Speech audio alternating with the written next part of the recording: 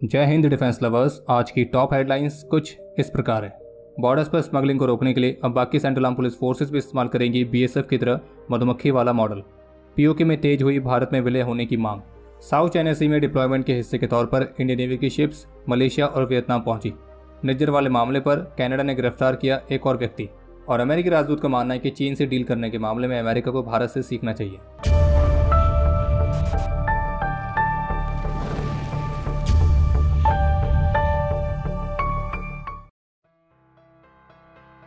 भारत की defence intelligence agency के DG lieutenant general DS Rana 13 मई से 15 मई तक तंजानिया की ऑफिशियल विजिट पर रहेंगे और उनके इस विजिट का प्रमुख उद्देश्य रहेगा दोनों देशों के बीच के डिफेंस टाइज को मजबूत करना और रीजनल सिक्योरिटी कोलैबोरेशन के लिए अलग अलग अपॉर्चुनिटीज को डिस्कस करना। और इस विजिट के दौरान डीआईए के डीजी तंजानिया की सीनियर मिलिट्री लीडरशिप के साथ इंटरेक्शन करेंगे, जिसमें तंजानिया की पीपल्स डिफेंस फोर्स के चीफ ऑफ डिफेंस स्टाफ और अन्य काउंटर पार्ट्स शामिल हैं। और इसके अलावा डीजी डीआईए द्वारा हाई कमीशन ऑफ इंडिया में स्थापित किए गए एक नए डिफेंस विंग का उद्घाटन भी किया जाएगा। और इतना ही नहीं बल्कि एक गुडविल जेस्चर के तौर पर डीजी डीआईए द्वारा तंजानिया की पीपल्स डिफेंस फोर्स के लिए भारत में मैन्युफैक्चर की गई बुलेट प्रूफ जैकेट्स भी उन्हें प्रेजेंट करेंगे। बाकी एक अपडेट यह है, आपको याद होगा कि कुछ समय पहले बीएसएफ ने बॉर्डर फेंसिंग्स पर बीहाइव्स को इंस्टॉल करने वाला एक नया इनिशिएटिव शुरू किया था। और इस इनिशिएटिव्स के माध्यम से जहां एक तरफ स्थानीय लोगों के लिए रोजगार के अवसर क्रिएट हो रहे हैं, वहीं दूसरी तरफ बॉर्डर्स पर इस तरह के मॉडल को अपनाने से ये जो बॉर्डर फेंस पर लगे हुए बीहाइव्स हैं यानी कि मधुमक्खी के छत्ते, तो एक क्रॉस बॉर्डर क्रिमिनल्स और स्मगलर्स के लिए एक डेटरेंट की तरह भी काम करती है। और ये वाला इनिशिएटिव वेस्ट बंगाल में डिप्लॉयड बीएसएफ की यूनिट द्वारा पहले शुरू किया गया था। तो अब केंद्रीय गृह मंत्रालय की तरफ से सभी सेंट्रल पैरामिलिट्री और एलाइड फोर्सेस को निर्देश दिए गए कि वे भी बीएसएफ की तरह इस बीहाइव्स ऑन बॉर्डर फेंस वाले मॉडल को अपनाएं। और इस मामले पर पीटीआई की तरफ से जारी की गई रिपोर्ट के मुताबिक ये जो निर्णय है यह अभी हाल ही में scientific beekeeping and honey mission की मीटिंग के दौरान लिया गया था। आज जम्मू कश्मीर के बंदीपुरा में इंटेलिजेंस एजेंसीज की तरफ से मिले स्पेसिफिक इनपुट्स के आधार पर इंडियन आर्मी और जम्मू कश्मीर पुलिस ने एक जॉइंट सर्च ऑपरेशन लॉन्च किया था। और अभी जिससे में हमें वीडियो रिकॉर्ड कर रहे हैं तब तक आई रिपोर्ट्स के मुताबिक इस ऑपरेशन के दौरान एक संदिग्ध व्यक्ति को गिरफ्तार किया गया है और उसके पास से 4 पिस्टल्स, एक हैंड ग्रेनेड और बाकी के वॉर लाइक सोर्स भी रिकवर किए गए। इसके अलावा एक अपडेट यह है कि आज दिल्ली के 2 हॉस्पिटल्स, जिसमें से एक है बुरारी गवर्नमेंट हॉस्पिटल और दूसरा है संजय गांधी हॉस्पिटल, तो इन दोनों हॉस्पिटल्स में बॉम्ब थ्रेट के ईमेल्स मिले थे। और फिर इन थ्रेटनिंग ईमेल्स की सूचना मिलते ही दिल्ली पुलिस की तरफ से तेजी से कार्रवाई की गई और मामले की इन्वेस्टिगेशन शुरू कर दी गई है। बाकी दिल्ली पुलिस ऑफिशियल्स की तरफ से बताया गया कि सूचना मिलते ही लोकल पुलिस और बॉम्ब डिस्पोजल टीम हॉस्पिटल पहुंच गई थी, जहां उनके द्वारा किसी भी सस्पिशियस एक्टिविटी को चेक किया गया। और जैसा कि आपको ध्यान होगा कि अभी कुछ ही दिनों पहले दिल्ली के मल्टीपल स्कूल्स में भी इसी तरह से बॉम्ब थ्रेट के ईमेल्स मिले थे। बाकी एक और अपडेट है कि पीओके में महंगाई के कारण युद्ध जैसे हालात बने हुए हैं और यहाँ पे बिजली और आटे की कीमतों में बढ़ोतरी होने के बाद जो यहाँ की जनता है उनका धैर्य अब जवाब दे गया है। और पाकिस्तान गवर्नमेंट के खिलाफ जो यहाँ के स्थानीय लोगों ने प्रदर्शन शुरू किया था, तो उसने अब अपना उग्र रूप ले लिया है।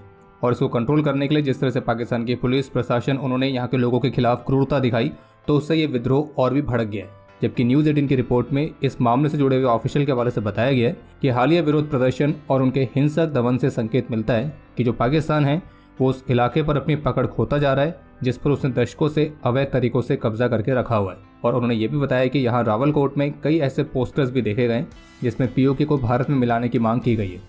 जानकारी के लिए आपको बता दें कि इस विरोध प्रदर्शन की शुरुआत जम्मू कश्मीर संयुक्त अवामी एक्शन कमेटी द्वारा की गई थी, जब कमेटी ने पाकिस्तान की सरकार द्वारा फरवरी में हुए समझौते का पालन नहीं किए जाने पर पूरे इलाके में शटर डाउन और चक्का जाम का आह्वान किया था। फिर कमेटी बिजली बिलों पर लगाए गए अन्यायपूर्ण टैक्स का विरोध कर रही थी।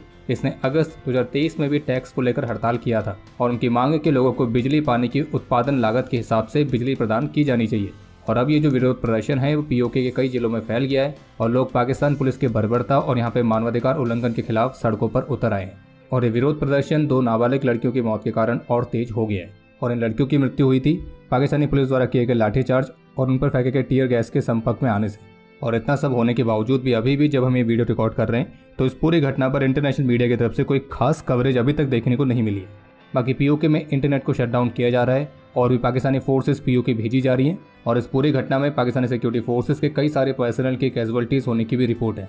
बाकी पीओके के मौजूदा हालातों को देखकर तो ऐसा लग रहा है कि अभी कुछ समय पहले जो भारतीय रक्षा मंत्री श्री राजनाथ सिंह ने पीओके को लेकर कहा था कि हमें इसके लिए कुछ करने की जरूरत नहीं है, बल्कि पीओके खुद ब खुद भारत में मिल जाएगा, तो शायद वो बात जल्द ही सच होने वाली है।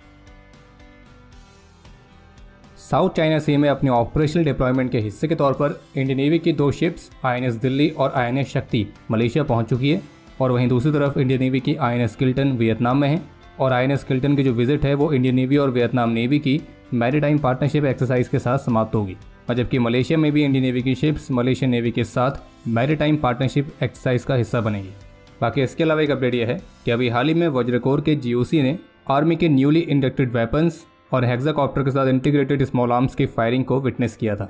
और इन टेक्नोलॉजीज का एडॉप्शन इस बात को दर्शाता है कि आर्मी अपने आप को भविष्य के युद्धों के लिए तैयार कर रही है।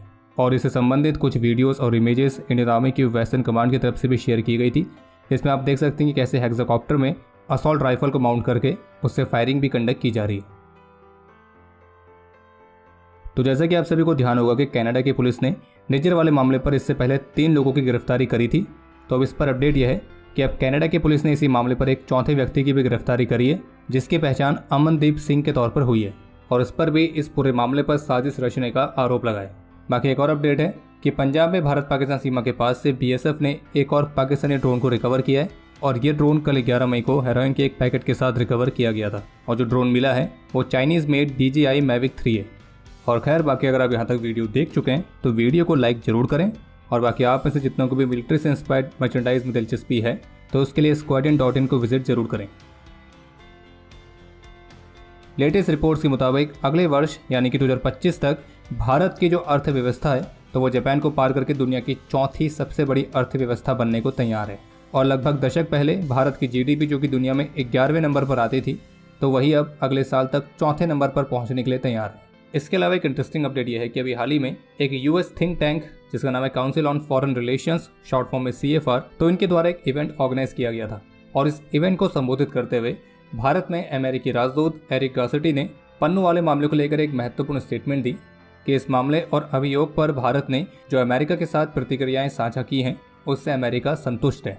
और इस मामले पर अमेरिका भारत से जिस तरह की जवाबदेही चाह रहा था तो वैसे ही उसको भारत से मिली भी है। और इस मामले की इंक्वायरी के लिए भारत ने भी कमीशन इस्टेब्लिश किया है और अमेरिका भी उससे इन्फॉर्मेशन एक्सपेक्ट कर रहा है। और तो और उन्होंने इस बात को भी स्वीकार किया है कि भारत ने जो रशिया से ऑयल इंपोर्ट किया था तो रशियन ऑयल की खरीद में भारत ने कोई भी उल्लंघन नहीं किया है, बल्कि उल्टा भारत ने ग्लोबल मार्केट के ऑयल प्राइस को स्टेबलाइज करने में मदद की है। और जबकि चीन से उत्पन्न होने वाले खतरे पर बात करते हुए उनका कहना था कि जिस तरह से भारत ने 4 वर्ष पहले टिकटॉक को बैन किया तो उसी तरह से चीन से डील करने के मामले में हमें भारत से सीखना चाहिए। बाकी रशिया के साथ भारत के रिश्तों को लेकर उन्होंने इस बात को स्वीकार किया है कि भारतीयों के अंदर रशिया के लिए बहुत सारी गुडविल है और उसका कारण यही है कि रशिया तब भी भारत के साथ खड़ा था जब हम उसके साथ खड़े नहीं थे। और अमेरिकी राजदूत का ये भी मानना है कि अब से 10 साल बाद भारत एक वाइब्रेंट डेमोक्रेसी होगा जैसा कि अभी है। और अब समय है आज के इतिहास का। आज के दिन 1992 में 15 असम राइफल्स के राइफलमैन प्रतापन BK, 2015 में 23 असम राइफल्स के राइफलमैन मंजीत सिंह, 1981 में 7 असम राइफल्स के राइफलमैन दरवान सिंह और 1992 में 15 असम राइफल्स के राइफलमैन मैथियास टोपनो वीरगति को प्राप्त हुए थे। और आपके लिए आज का प्रश्न यह है कि फिलीपींस ने भारत से ब्रह्मोस मिसाइल का कौन सा वेरिएंट खरीदा है। और अब समय है आज के टॉप 3 कमेंट्स का, जो ये रहे आपकी स्क्रीन पर।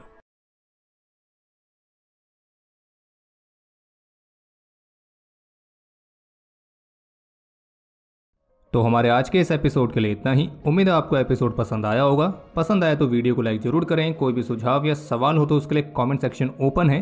और अगर आपने अभी तक डिफेंस स्कॉट की सुपर ऐप को डाउनलोड नहीं किया है तो आज ही डाउनलोड करें और एक्सप्लोर करें डिफेंस की दुनिया को एक अलग तरह से। बाकी जल्द ही मिलेंगे नए एपिसोड के साथ। तब तक के लिए जय हिंद, जय भारत।